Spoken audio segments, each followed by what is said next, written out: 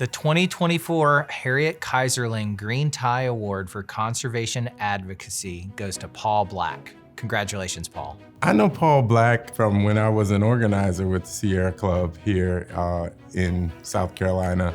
And during my time as an organizer, Paul Black was a formidable force behind the scenes. I met Paul officially through my work at the South Carolina Energy Justice Coalition, but we have been able to coalesce in many different ways around our shared commitment to energy issues, environmental issues, specifically here in South Carolina. So I first met Paul Black at my first year at Conservation Voters when Paul had applied to work with us doing organizing and outreach work as part of our political team. Paul is one of those guys that, frankly, you just can't say no to. I mean, that's what makes him such a great conservation advocate. Paul is humble. He is integrity-filled. Paul is dependable. It's like, my grandmother would say, Paul is just a good egg. Paul's been an advocate in a wide range of places, and he's been incredibly effective at both engaging the public and getting the policies passed that he's been trying to achieve.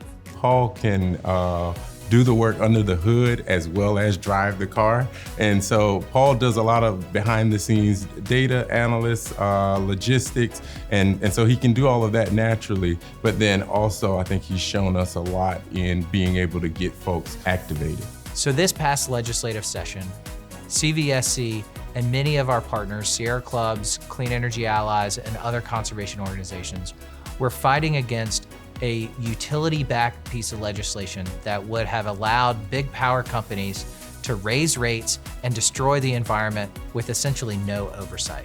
This was a real David and Goliath moment, and all of our partners came together to fight against this bill because of the drastic impact it would have on both energy bills and on the environment. Paul had a crucial input on fighting back against harmful bill H5118. The day of the first big committee hearing on H5118, we organized a rally. And when we said, hey, we want to get over 100 people here, we want to get over 100 people to testify against this horribly destructive piece of legislation, who did we call? We called Paul Black, because he's got connections in every single corner of the state. And when Paul asked, people came.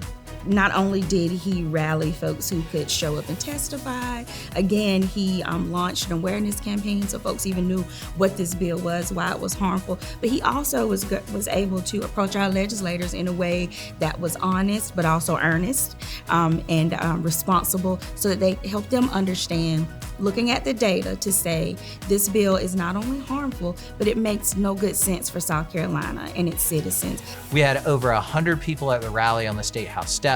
We had over 75 of those folks stay and sign up to speak against this bill. And he was hugely successful at making sure that we were able to defeat that harmful bill.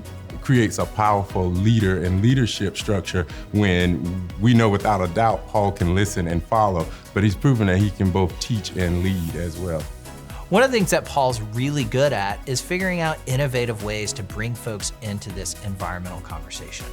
From film screenings with CVSC, both in person and virtually during COVID, to helping organize a kayak advocacy day down in Canadas to engage more community members on the risks and threats posed by the mega gas plant that's being proposed. He found all kinds of new and different ways to bring people into the conservation movement. And that's what we need from advocates here in South Carolina. And that's one of the reasons why Paul is so deserving for the Harriet Kaiserling Green Tie Award for Conservation Advocacy. I would like for folks to know that outside of the work, Paul is a phenomenal person. He is funny, if you know him really well. Of course, we all know he's deeply intellectual, but he is kind-hearted. He is caring. He's a wonderful husband. He's a wonderful father, and he's just one of the best friends you could ever want to meet. And outside of that, whatever goal Paul is seeking to achieve, you don't ever have to worry about its completion. He is a follow-through person.